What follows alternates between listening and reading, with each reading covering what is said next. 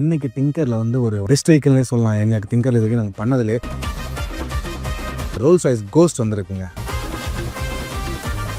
இந்த கோஸ்ட் வந்து பார்த்தீங்கன்னா ரெஸ்டோருக்காக வந்தது. கஸ்டமர் வீடு வந்து பார்த்தீங்கன்னா பீச்சுக்கு ஒட்டி வீடு. பயப்பிடிச்சிட்டான். ஹலோ கைஸ், வெல்கம் டு டிங்கர். இன்னைக்கு டிங்கரில் வந்து ஒரு ஒன் ஆஃப் த பெஸ்ட் வெஹிக்கிள்னே சொல்லலாம். எங்களுக்கு டிங்கர் இதுக்கு நாங்கள் பண்ணதிலே ரோல்ஸ்-ராய்ஸ் கோஸ்ட் வந்துருக்குங்க. இந்த கோஸ்ட் வந்து பார்த்தீங்கன்னா எங்களுக்கு வந்து ரெஸ்டோருக்காக வந்தது. கஸ்டமர் வீடு வந்து பார்த்தீங்கன்னா பீச்சுக்கு ஒட்டி வீடு.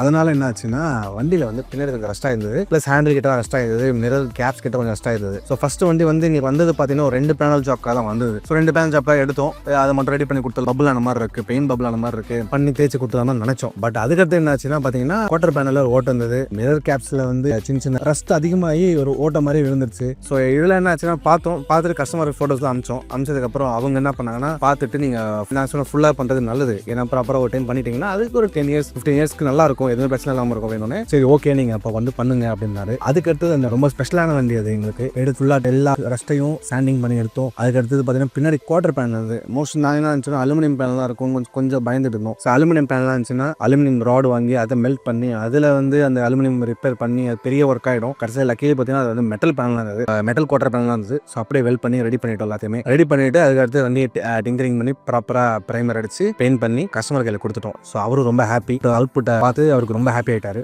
ஸோ இந்த வண்டியை வந்து பாருங்க, மற்ற ப்ராசஸ் எப்படி பண்ணியிருக்கோம் அப்படின்றத ஒரு ரோல்ஸ்-ராய்ஸ் அடிச்சிருக்கோம். ஸோ உங்ககிட்ட இந்த மாதிரி ஒரு அல்ட்ரா லக்ஸரி கார் இருக்குது, சூப்பர் கார் இருக்குது, நீங்கள் பெயிண்ட் பண்ண நினைக்கிறீங்க, எப்படி யார் ட்ரஸ்ட் பண்ணுறதுன்னு தெரியல, எப்படி பண்ணணும்னு தெரியல, பயப்படுறீங்க அப்படின்னா நீங்கள் தாராளமாக நீங்கள் எங்கள்கிட்ட சொல்லலாம், நாங்கள் பண்ணித்தரோம். ஏன்னா அதுக்கான எக்ஸ்பெக்டேஷன் எங்ககிட்ட இருக்குது, அதுக்கான வேலை நாங்கள் நிறைய வேலை பண்ணியிருக்கோம். எல்லாருமே அங்கே அந்த மாதிரி பிராண்ட்ஸ் ஒர்க் பண்ணிட்டு தான் இங்கே வந்திருக்கோம், எங்ககிட்ட ஒர்க் பண்ணுறவங்கலாம். So including me. ஸோ அதனால் நீங்கள் பயப்படவே வேணாம். என்னடா நம்ம பெரிய வண்டி கொடுக்குறோம், அவங்க என்ன பண்ணுவாங்களோ, அவங்க எதாவது தெரியுமா தெரியாதா அப்படிலாம் இருக்காது. எல்லாருமே இந்த மாதிரி பிராண்ட்ஸை ஒர்க் பண்ணியிருக்கோம். ஸோ நல்லாவே எங்களுக்கு வந்து இதை பற்றி தெரியும். ஸோ அதனால் வந்து நீங்கள் தைரியமாக கொடுக்கலாம். ஸோ வண்டியோட ஃபுல் வீடியோ பாருங்கள், எப்படி இருக்குன்றதை பார்த்துட்டு உங்களோட ஃபீட்பேக்ஸ் சொல்லி.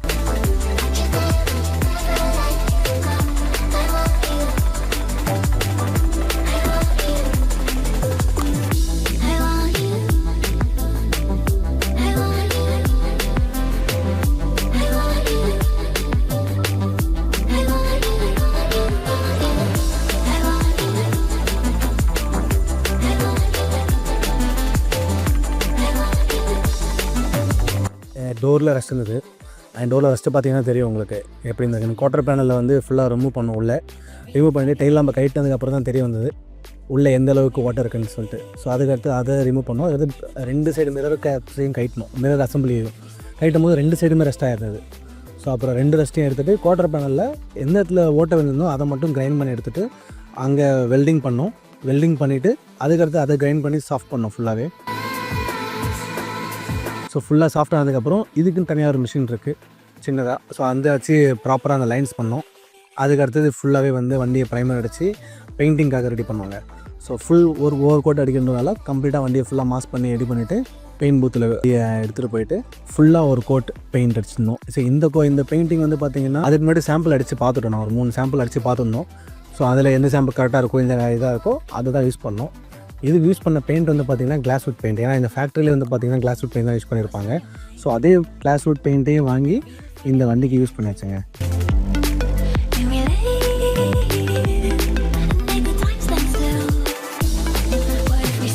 ஃபுல்லாக மாஸ்க் பண்ணதுக்கப்புறம் பெயிண்டர் வந்து டேக்கில் வச்சு ஃபுல்லாக துடைப்பார். ஸோ துடைக்கும் போது உங்களுக்கு இருக்கிற டஸ்ட்டு பெயிண்ட் பூத்துக்குள்ளே வந்து அப்புறம் இருக்கிற டஸ்ட் எல்லாமே எடுத்துடலாம். ஸோ மாஸ்கிங் முடிஞ்சிச்சு. ஸோ கலர் பேனல்ஸும் செக் பண்ணி பார்த்துட்டோம், எந்த கலர் அடிக்கப்புறம் ப்ராப்பராக. ஏன்னா இதில் மிஸ்டேக் எதுவும் ஆகிடக்கூடாது. ஸோ கலர் மிக்ஸ் பண்ணி ஒரு பேஸ் கோட் இருக்குது.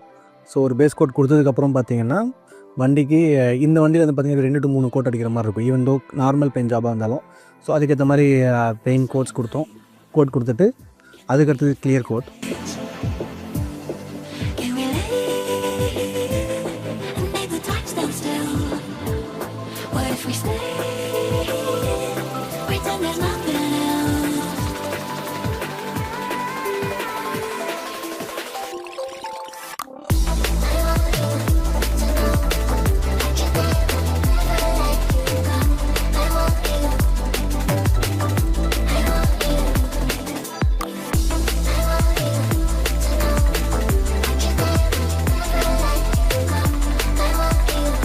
ஸோ அதுக்கடுத்து வண்டிக்கு என்ன பண்ணோம், கிளியர் கோட் முடிஞ்சதுக்கப்புறம் வண்டியை ஃபுல்லாக வாஷ் பண்ணிவிட்டு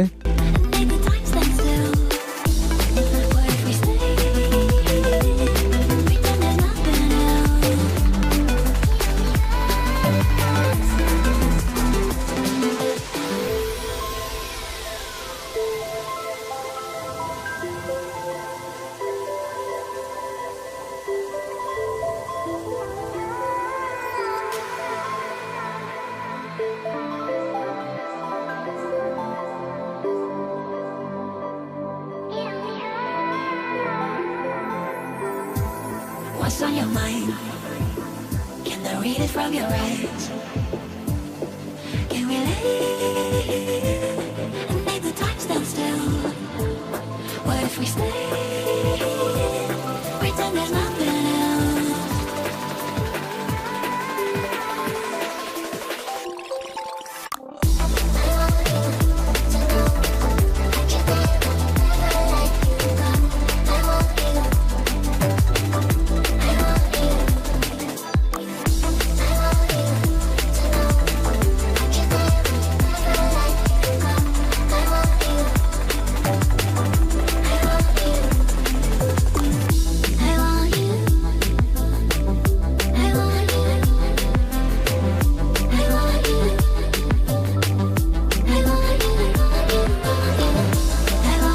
செராமிக் கோட்டிங் போட்டோம். ஸோ செராமிக் கோட்டிங் பார்த்து வண்டியோட எக்ஸ்ட்ரா கிளாஸ் கொடுக்கும். ஆல்ரெடி நல்லா கிளியர் யூஸ் பண்ணியிருக்கோம். ஸோ இதுக்கு மேலே வந்து ஒரு செராமிக் கோட்டிங் போடும்போது இதோட மொத்த அவுட்புட்டே வந்து நெக்ஸ்ட் லெவல் கொண்டு போகும். ஸோ அதுக்காக தான் இதை பண்ணோம்.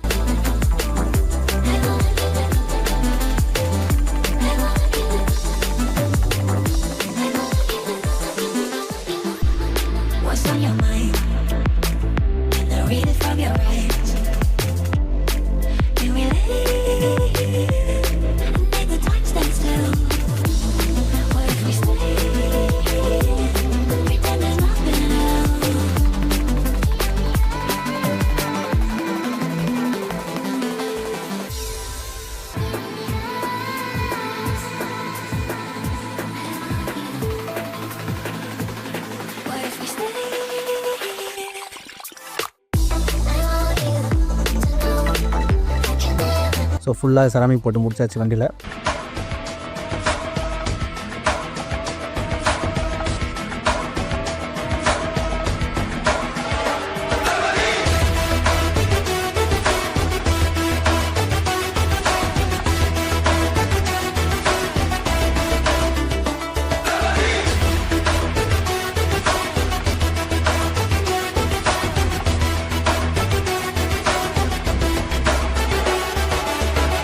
ஸோ ஆக்சுவலாக இந்த வண்டியில் ரஸ்ட்டு பார்த்தீங்கன்னா எங்களுக்கே வந்து ஷாக்கிங் இருந்துச்சு. என்னடா ரோல்ஸ் ராய்ஸில் ரஸ்ட்டா அப்படின்ற மாதிரி தான் இருந்தது. அப்புறம் தான் பார்த்தோம் ரோல்ஸ் ராய்ஸில் ரஷ்ட்டு தாங்க. இப்போ என்ன பண்ணோம்னா வண்டியை அதுக்கேற்ற ப்ராசஸ்லாம் பண்ணோம். ஸோ மொத்த வீடியோலையும் பாருங்கள். இந்த வண்டி வந்து பீச் பக்கத்தில் ரொம்ப விட்டக்க வீடு இருக்குன்றதால ஹெவியாக வந்து ஆக்சிடைஸ் ஆகிருக்கு. பேனல் வந்து பார்த்தீங்கன்னா அவ்வளோ ப்ரொடெக்ஷன் உள்ள பேனல், அது அவ்வளோ ட்ரீட்மெண்ட்ஸ் பண்ணியிருப்பாங்க. இது வரைக்கும் எனக்கு இந்தியாவில் ரோல்ஸ் ராய்ஸ் ரஸ்ட்டாகி பார்த்ததே கிடையாது நினைக்கிறேன். ஸோ இது ரொம்ப ரேரான ஒரு அக்கேஷன் தான் இந்த மாதிரி வந்து ரோல்ஸ் ராய்ஸ் வந்து ரஸ்ட் ஆகுது.